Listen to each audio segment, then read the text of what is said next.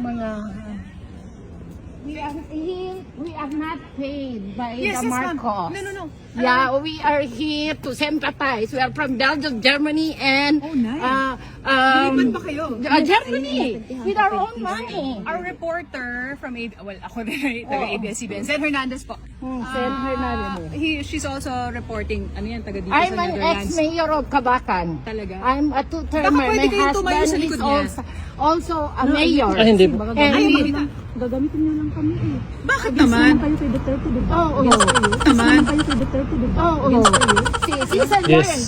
She tried to check the health of our president. He's an 80 years old by March 28.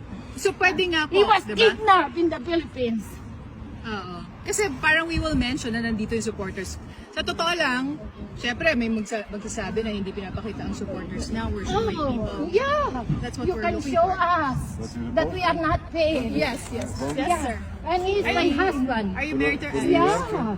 Yeah. He married at the Mamanya. From the Philippines. Yeah, we Yeah. follow here. Sis, kanina lang mag-email lang.